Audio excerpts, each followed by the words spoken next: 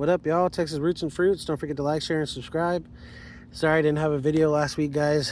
I was sick all week and had a lot of stuff going on during the weekend, so I just really didn't have time. But I wanted to give you guys an update on my asparagus beds. So if you guys saw my previous videos or my short, I planted asparagus beds, and they're finally starting to come up, at least good, so you guys can see them on camera. So I just kind of wanted to do an update video.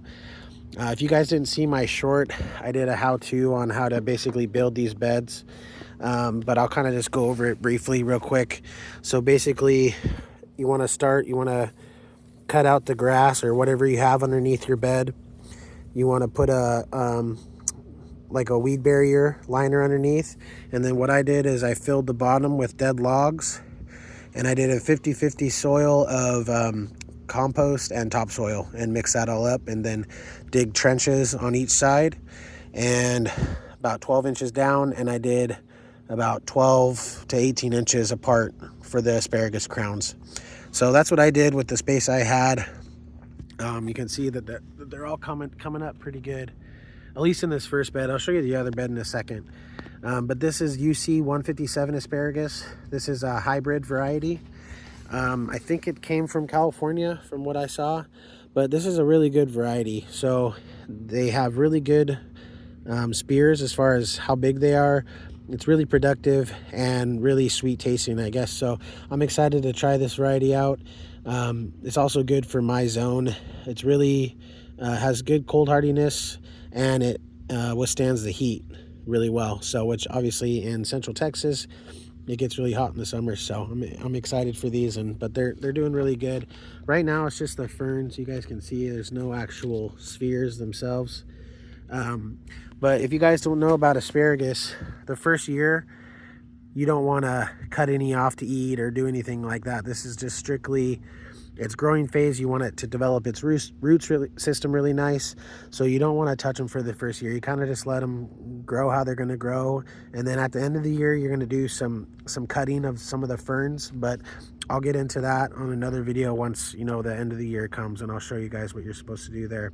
But yeah, first year, don't touch them, don't eat any of them. Second year, if you can't wait and you really want to eat some, then you can cut off a couple, but it's really that third year is really when you're going to get the full harvest, and when you can actually start, cutting off the spears and eating them and stuff like that. So just keep that in mind. You got to put in a little time and love to get, a good production every year. And if you guys do it right, and if I do it right, these can last like 15 years. So make sure wherever you put your beds that they're, it's going to be somewhere where you can keep them for a while. So that's the only thing I would say, because they come back every year, which is nice. A lot of veggies you got to replant every year. This one comes back every year, which is cool. That's why I like them, and I like the taste of asparagus, and that's why I'm also going to do artichokes, because they come back. So yeah, just wanted to show you guys this real quick, guys. Sorry I put in the shade here, but they're looking good. Most of this first bed has come up.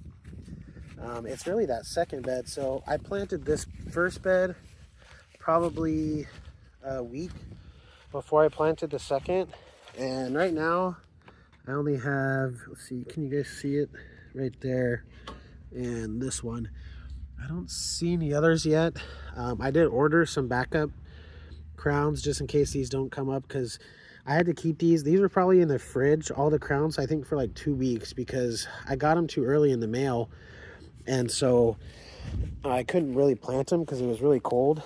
So I had to wait, and so maybe, I waited too long on the second bed, but I got some more coming, and it should be fine.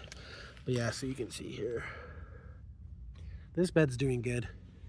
This bed's doing really good. So, I think on average from each crown, so I planted, what did I plant? 14 in each, so 28.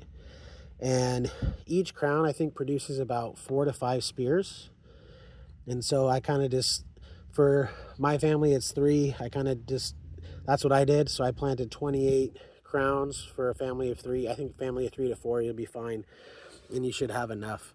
I'm gonna get into more obviously as these grow out, and And obviously when we start harvesting and stuff, it won't be like I said this year, but just wanted to kind of give you guys an update and show you guys they're looking good.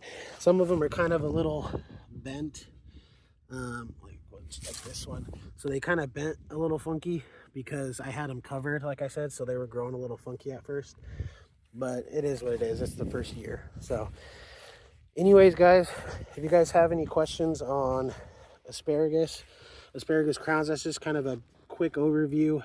And like I said, as we do more videos as far as harvesting and all that stuff, we'll get more in depth, but that's just kind of a quick overview. So you guys have a good weekend, and I will see you guys on the next video. Texas Roots and Fruits out.